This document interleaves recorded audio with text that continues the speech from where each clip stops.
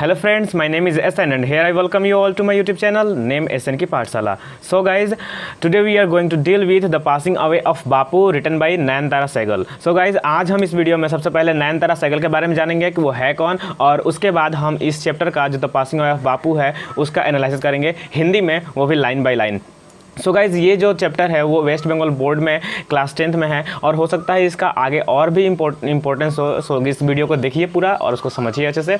सो अगर इससे जुड़ी कोई भी बात आपको मतलब समझ में नहीं आती है तो मुझे कमेंट सेक्शन में बता सकते हैं. तो चलिए लेट्स बिगिन.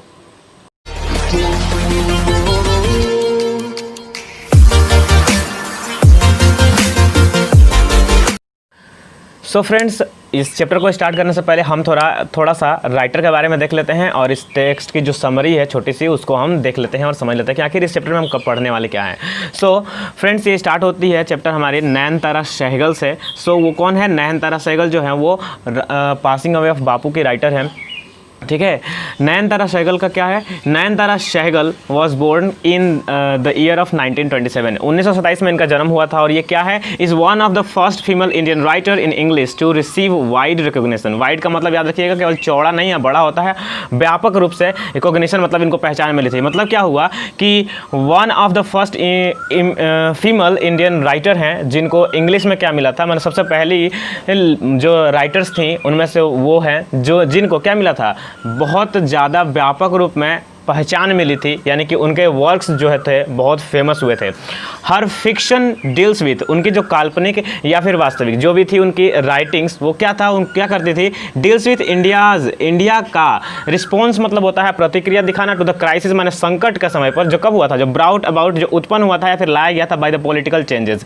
याद रखिए, ये चैप्टर में हम लोग ये जानते हैं कि ये चैप्टर में क्या है, द पासिंग अवे ऑफ बापू दिया गया है. यानी कि 1948 की बात हो रही है. उस समय की बात हो रही है जब इंडिया में बहुत ही ज़्यादा संकट फैला हुआ था, क्राइसिस फैला हुआ था. चारों तरफ लोग लड़ रहे थे, झगड़ रहे थे और उस समय ही हमारे देश का बंटवारा भी हुआ था.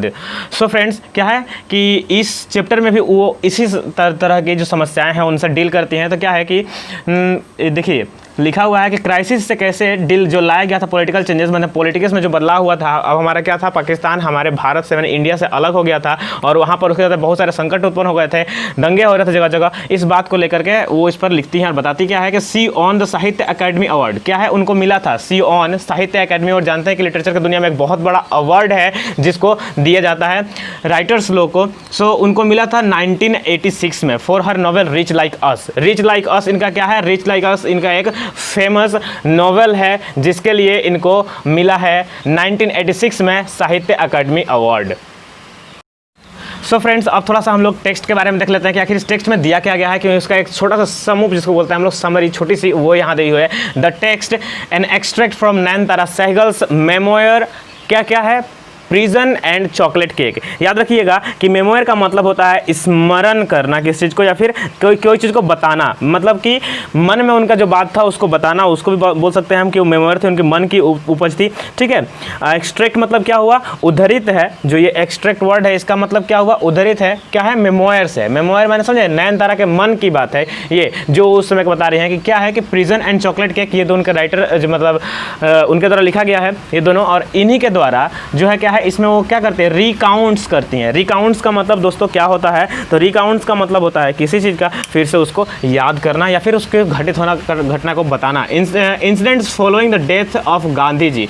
अब देखिए, रिकाउंट्स मतलब उस उनके मन में जो घटना होती है जो गांधी जी के डेथ को लेकर के होती है उसको याद करके उसी बारे में लिखती हैं और उसी के बारे में चैप्टर है. मतलब कि गांधी जी जब मर गए थे, उनकी जब डेथ हो गई थी, उस समय यह घटना हमारी स्टार्ट हुई है और उसी के बारे में वो लिख रही हैं इस चैप्टर में. So it vividly describes not only the author's personal sense of loss. यह जो हमारी जो क्या बोले, ये द पासिंग ऑफ बापू है, ये न केवल ऑथर के यानी कि नयनतारा सहगल के भावनाओं को, उनके पर्सनल लॉस को, माने उन्होंने क्या खो दिया उसको बताती है, बल्कि यह हमें यह भी बताती है कि पूरा इंटायर नेशन माने पूरा राष्ट्र उस समय किस तरह बदल रहा था, किस तरह से दुखी था महात्मा गांधी के जन्म को लेकर के. सो उस समय के स्थिति को समझाने के लिए ही नयनतारा सहगल ने ये चैप्टर लिखा हुआ है. और इसका क्या है, देखिए, at the passing away of Mahatma Gandhi. एकदम इसी में आपका टाइटल भी छुपा हुआ है, the passing away of Bapu.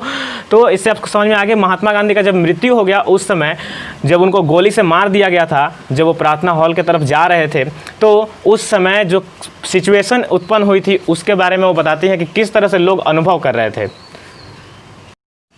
So friends let's start with unit 1। चलो हम लोग यूनिट 1 स्टार्ट करते हैं। इसमें क्या है फ्रेंड्स, आई जो ये वर्ड है ये किसके लिए यूज़ हुआ है, आई was having a T at home. अब कौन है जो चाय पी रहा है, तो स्वयं नरेटर यानी कि हमारी जो राइटर है, लेखिका है नयनतारा सहगल, वो चाय पी रही हैं, या फिर वही आई जो है फर्स्ट पर्सन नयनतारा सहगल के लिए आया है।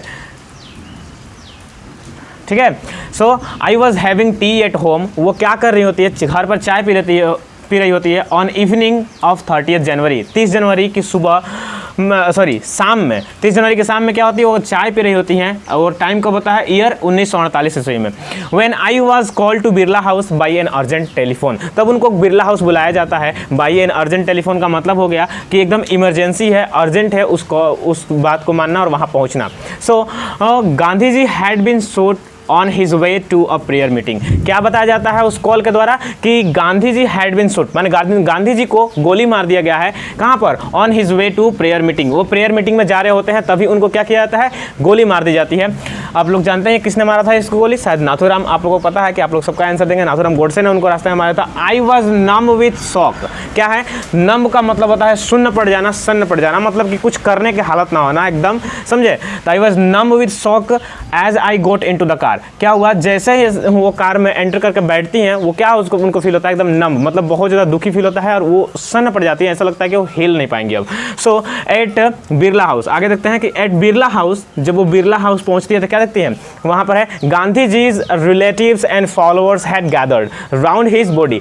गांधी जी के जो रिलेटिव्स हैं, माने उनके सगे संबंधी और उनके फॉलोअर्स यानी कि उनके शिष्य, उनके अनुयायी, वो क्या है, उनके चारों तरफ राउंड, मतलब उनके चारों तरफ गैदर में जमा हुए हैं, उनके शरीर के, शव के, बॉडी लिखा हुआ है।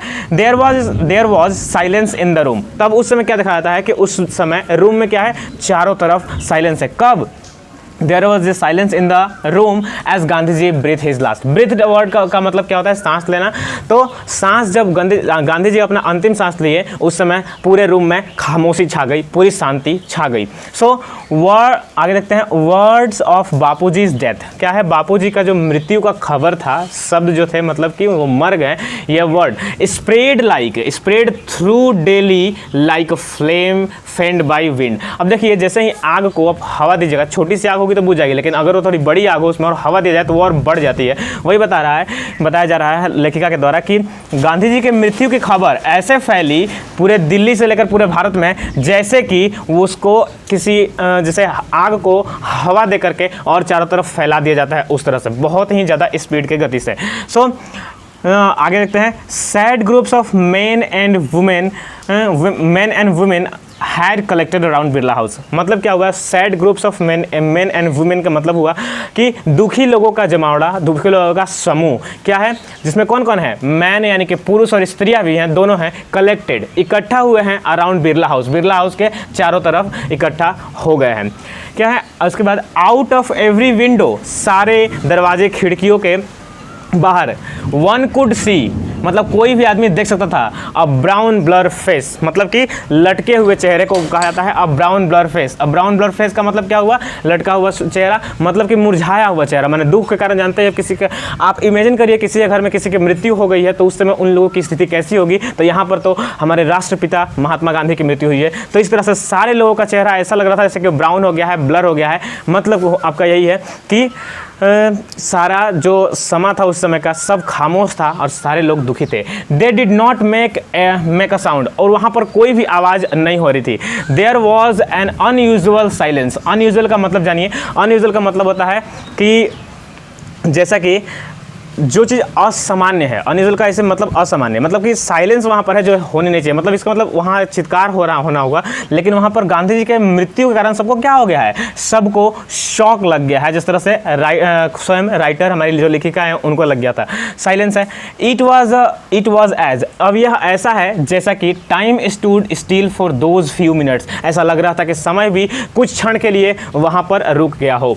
सो यहाँ तक हमारा कंप्लीट हो गया फ्रेंड्स। अब आगे देख, तो फ्रेंड्स क्या है कि अब आगे देखते हैं, ऐसा लग रहा था कि समय भी रुक गया है। अब the people were too stunned to speak in the beginning, मतलब प्रारंभ में क्या देखा गया, देखा जाता है कि जो लोग हैं दिखाई पड़ रहे कैसे, जैसे कि स्टर्न टू स्पीक, सुन्न पड़ गए हों एकदम। स्टर्न का मतलब होता है अचंभित हो जाना, है ना, सन पड़ जाना, स्टर्न है चौंके हुए हैं, इस तरह से बहुत सारा इसका मीनिंग होता है। लेकिन यहाँ पर क्या आप निकालिए कि वो बहुत दुखी हैं, इसलिए बहुत दुखी हैं, इस कारण से क्या है, फर्स्ट में तो पहले कुछ बोल ही नहीं पा रहे, उनको समझ ही नहीं आ रहा कुछ। लेटर दे क्लैमर्ड वाइडली और साउटिंग एंड क्राइंग का मतलब होता है कि किसी भी चीज़ को मतलब कि पूरा बढ़ा करके, मतलब समझ रहे हैं ना, जोर से आवाज़ करते हुए क्या, रोना चिल्लाना। साउटिंग आप वर्ड को जानते ही हैं, और क्लैमर्ड का मतलब लाउडली ही होता है। वाइडली भी का मतलब भी आप जानते हैं कि जब कोई चीज़ वाइडली रूप से, जैसे कि मान लीजिए एक शेर कैसे दहाड़ता है, उस टाइप में। पहले तो लोग क्या थे, बिगिनिंग में शांत थे, लेकिन लेटर हम क्या देख रहे हैं, लेटर हम देख रहे हैं कि लोग अब बहुत जोर जोर से चिल्लाने लगते हैं, रोने लगते हैं और कराने लगते हैं। दे जोस्टल्ड का मतलब बताइए दोस्तों, तो जोस्टल का मतलब होता है धक्का देना। दे जोस्टल्ड का मतलब क्या हुआ कि ये जो जोस्टल वर्ड है इसका मतलब होता है धक्का देना, एक दूसरे को धक्का देकर क्या करते हैं। स्टैम्पेड का मतलब होता है पाँव पर पाँव रख देना या फिर किसी पर ठकेलते हुए, ठीक है ना, हड़बड़ी में एकदम क्या है, कब जब क्या करता है आदमी, हड़बड़ी में break into the house. They jostled one another in a stampede to break into the house, मतलब घर में अब ब्रेक इनटू एक फ्रेजल वर्ब है, इसका मतलब होता है तोड़ते हुए घुसना। मतलब यहाँ पर क्या हुआ, लाइन में जो लोग खड़े हैं एक दूसरे पर चढ़ करके भी चाहते हैं कि बिरला हाउस के अंदर घुस जाएं। They clammed, sorry it's mispronunciation, they calmed a little when it was announced. They calmed a little का मतलब क्या हुआ कि वो पहले तो क्या हुआ कि पहले बहुत ज़्यादा हल्ला कर रहे थे, चिल्लाने लगे थे, है ना, और सबको एक दूसरे को ठेल करके एक दूसरे को धक्का दे करके अंदर घुसने की प्रवेश कर रहे थे गांधी जी को देखने के लिए।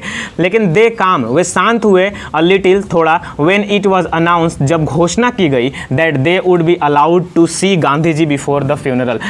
फ्यूनरल का मतलब दोस्तों क्या होता है, अंतिम संस्कार करना। गांधी जी का जब अंतिम संस्कार किया जाएगा उससे पहले बताया गया, अनाउंस करके घोषणा की गई कि उनको देखने का मौका दिया जाएगा गांधी जी को। आगे है, when one is faced with the shock of a loved one's death। अब उस समय देखिए प्रतीत कैसा हो रहा है कि कोई, अब मान लीजिए जैसे कि किसी प्रेमी जो है, उसका प्रेमी से उसका प्यार जो है वो अलग हो गया है, समझ में आ रहा है ना। जब एक व्यक्ति अपने प्रिय की मृत्यु के आघात का सामना करता है उस समय कैसा फील करता है, यहाँ पर वो दिखाया गया है कि when one is faced with the shock of a loved ones. Loved ones में समझते हैं ना, गांधी जी से सब लोग इतना प्यार करते थे कि उनको अपना प्यार जैसा ऐसा लग रहा है कि वो गायब हो गया, वो उनके सामने से, अब वो इतने दुखी हैं, वो बता रहा है। वन विम्पर्स व्हाट विल बिकम, कोई क्या करता है, विम्पर्स का मतलब होता है बुदबुदाते हुए, मीठे धीमे स्वर में कहता है, क्या कहता है कोई, जैसे कि what will become of me now that he has left me. मतलब क्या हुआ कि सभी लोग ये बात कहते हैं, लेकिन एक पर्टिकुलर वे में राइटर दिखाते हैं कि क्या कहना है कि व्हाट विल हैपन, मतलब व्हाट विल बी, क्या होगा, ऑफ मी, मेरा, नाउ, अब मेरा क्या होगा, that he has left me, वो हमें छोड़ करके चले गए। महात्मा गांधी यानी कि छोड़ कर चले जाते हैं। जब किसी का पिता मर जाता है तो समझते हैं कैसा होता, फील होता है उसके लिए कि उसको कैसा सर्वाइव कैसे करना पड़ेगा, वो सोच रहा है।